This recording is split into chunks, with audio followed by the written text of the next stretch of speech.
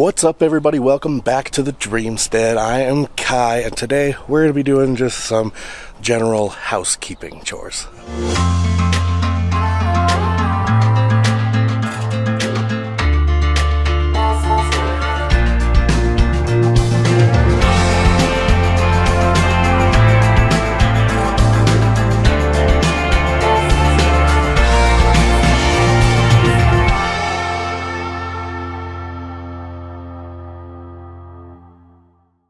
Alright, so I just got back from a shift at work. I work a 8-on 6-off schedule, which means that I have plenty of time on my off shift to do projects and stuff, but means that I'm doing a lot of projects on my off shift and stuff. So, yeah, today is the first day back for day 1 of 6 for me.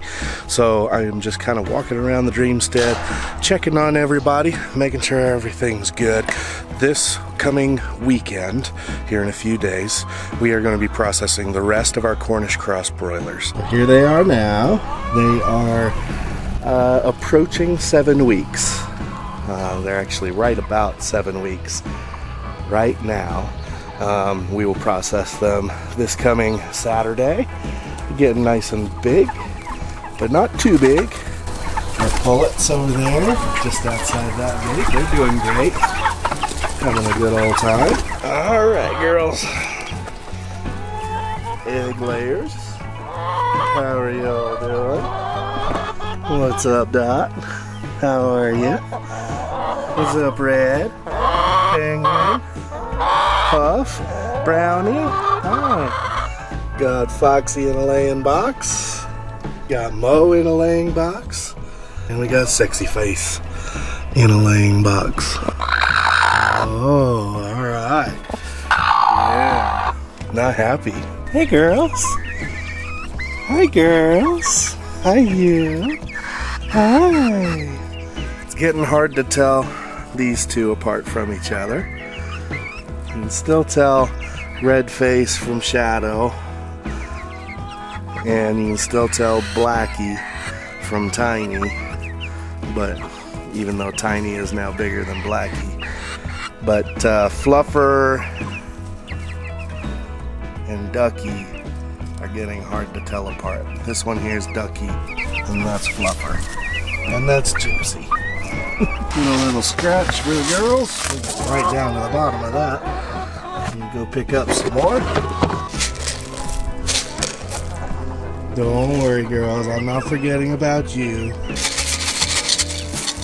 There you go.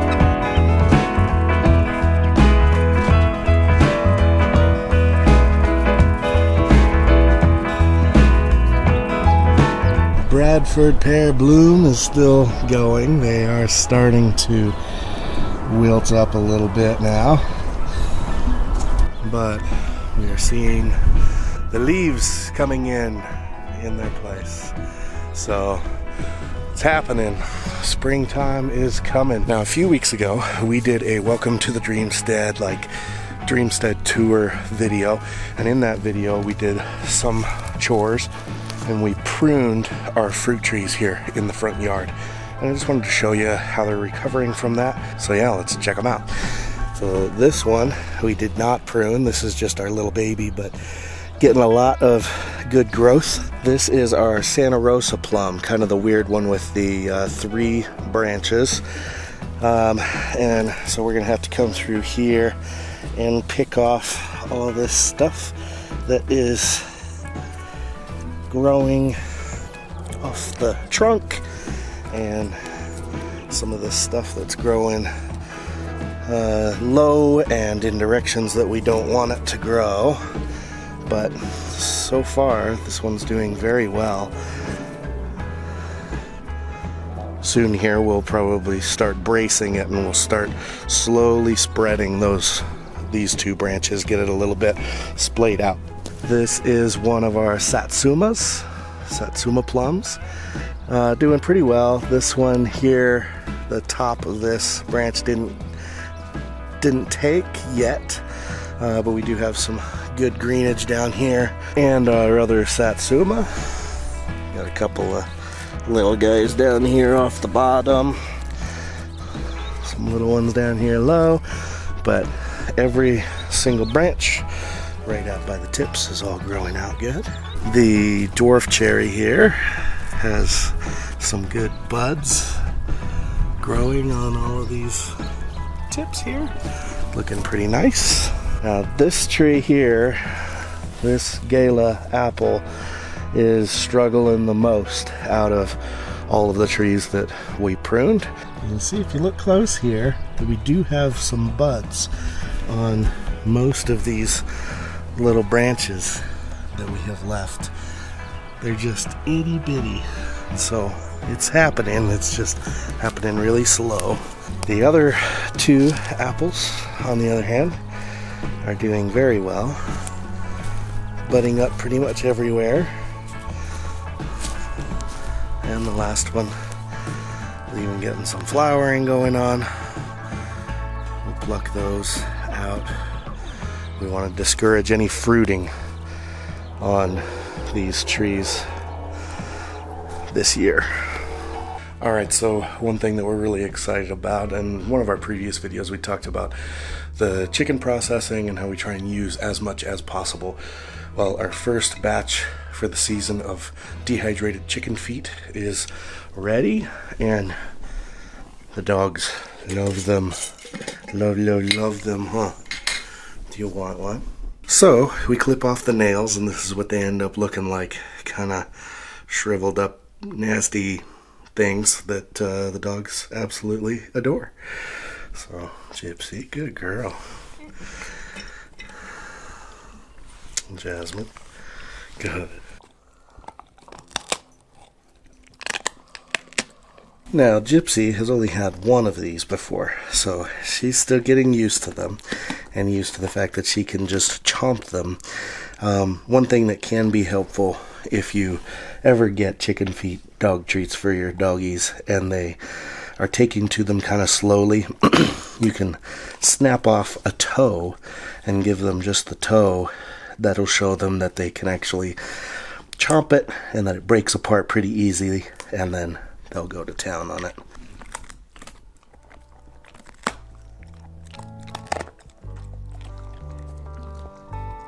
Okay, time to fill up some chicken water.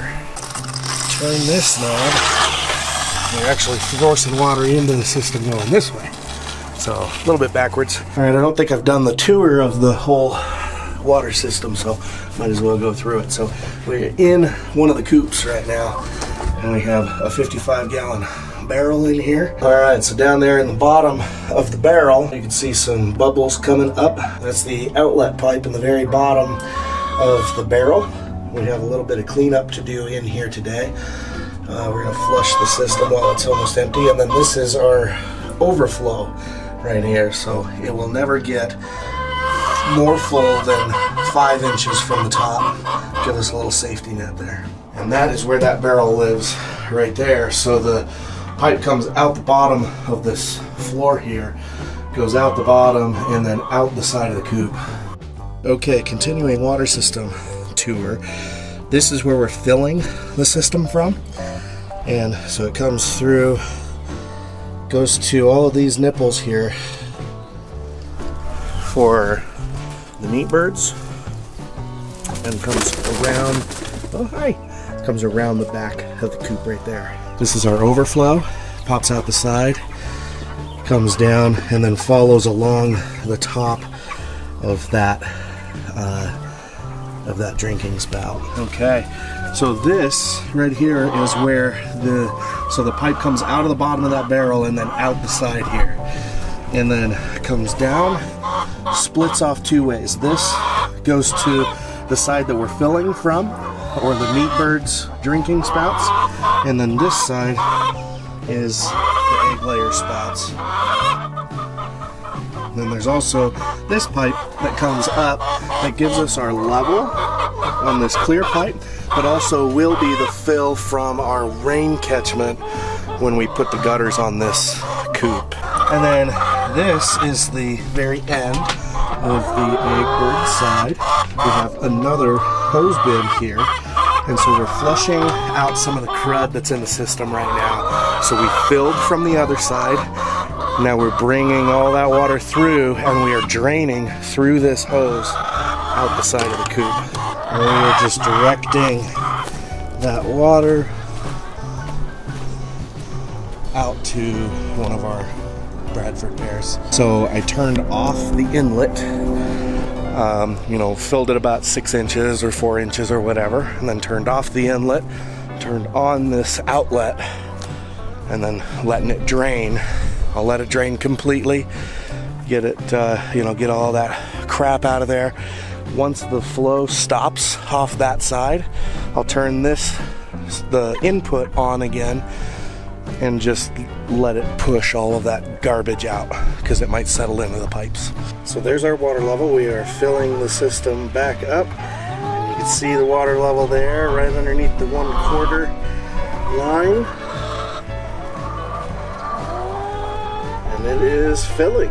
With our egg layer flock only, that gives us, it's about 45 gallons of water after you factor in that we cut off the top of a 55-gallon drum and we only let it fill to about 5 inches below that. So gives us about 45 gallons of usable water in the system, and with just our egg layers that gives us about 2.5 months, depending on the time of year. During the summer it's about 1.5 months, during the winter it's about 3.5 months. So just wide range, but it does give us a lot of opportunity to travel without having to worry about our chickens going thirsty. And then that feeder that we have in there with our egg layers holds 2 whole bags of feed, 100 pounds of feed, and so that will last us with just our egg layers in there. That lasts us a pretty decent amount of time as well. So with the meat birds, we have to fill it up pretty regularly, but it's definitely an easier system than trying to use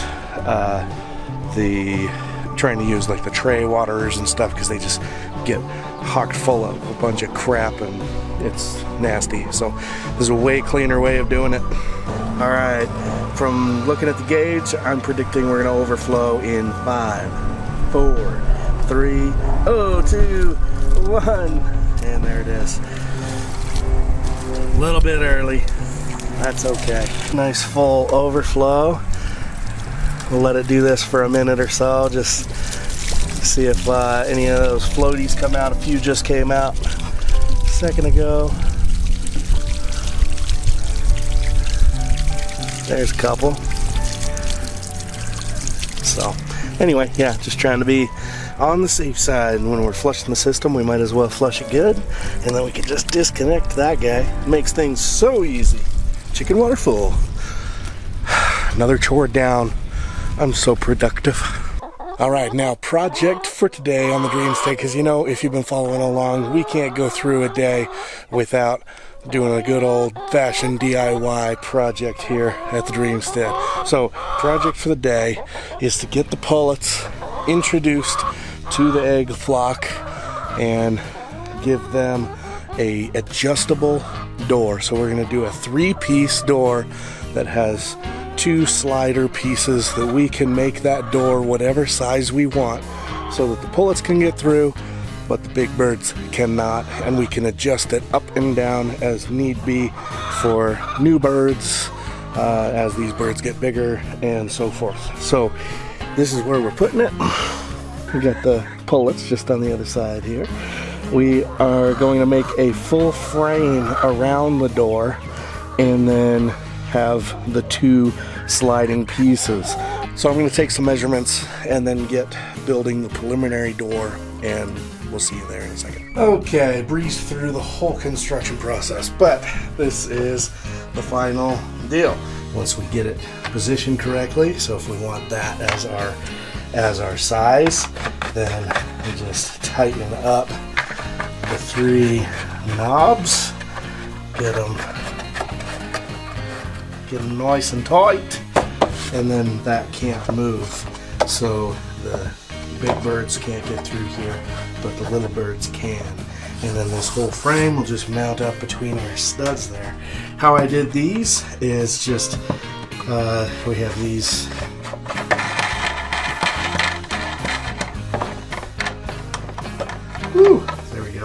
We just have these knobs with some 8mm bolts on them. And then in the frame board, this back board here, I went ahead and put in some T-nuts with some barbed T-nuts, so they suck themselves in there nice and tight. So we just have 3 barbed T-nuts. That's the whole thing. Okay, we're ready to screw this deal into the coop. Pullet door is open. So yeah, you just turn those knobs, adjust them up really easy. We'll see how long it takes the little pullet dudes to come through. Alright, move their water out here. Let's see if it'll lure them in. Oh, look at that. So brave. Ah, so far so good. Not getting beat up on. Super important to have them sharing a fence because these chickens have gotten to smell and see each other a bunch. Very nice. Half of them are out. One more. There you go. Very nice.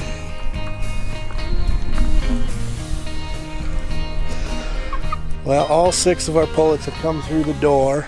I left it open for about 20-25 minutes and none of them came through, but then I moved the water. They'd stuck their head through, and some of the big chickens, you can see Penguin right now kind of poking her head through. There's no way she could fit through that hole though. So they were kind of interacting with each other with no ill intent apparent. And so yeah, you can see Blackie just went back through. Got spooked by one of their hens coming up and just went through.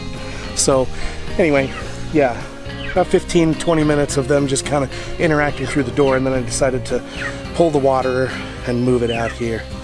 So yeah. Hi, Brownie. You're very pretty. You have a very pretty song. All right, I'm pretty happy with that. I'm gonna go put away some tools.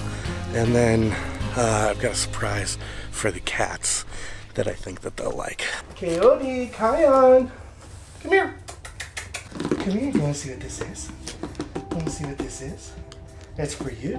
Where's your brother? Where's Kion? Kion! Coyote, what is it? What's this? What is this?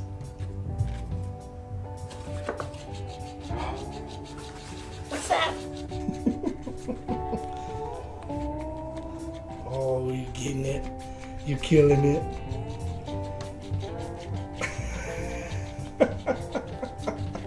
It's a little flopping fish that flops all by itself. There's a little rechargeable motor in there. So funny. It's like $6 on Amazon. This has been an immediate hit, so if you got cats, I don't know, maybe.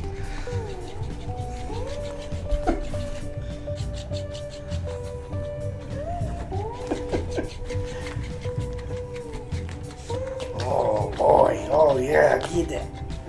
Get it. Nice thing is if it's only $6 or $7 if he destroys the dang thing. It's like worth getting some energy out. Nice. Jen and Mama Hen just got home. Heyo. We pulled this off the charger.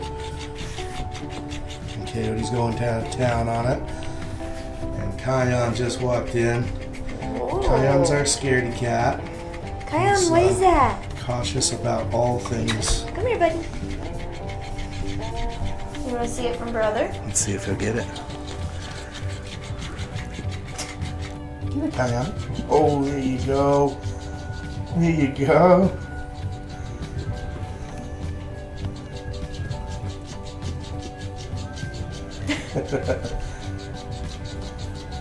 Get him. It's swimming away. He's got it by one claw. I absolutely love how it stops until they mess with it. Oh, nice. You got good it. grip, huh? You got it. Good job. Kayam's eating it, Coyote's watching. Kayam's like, I got this fish. You got it, bud? You killed it. Good job. Oh.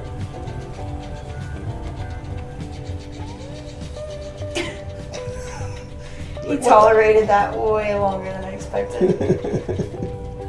Well, that's that. Entertainment for all ages is the fishy. So, been a productive day. Got a lot done now, but Jen the Mama Hen's home. It's time to chill. We got a chicken in the oven right now, and get ready for dinner and have a nice relaxing evening after a productive day. Thanks so much for watching, everybody. We're going to leave this here. Take care of yourselves, everybody. Make it a great day. Peace out.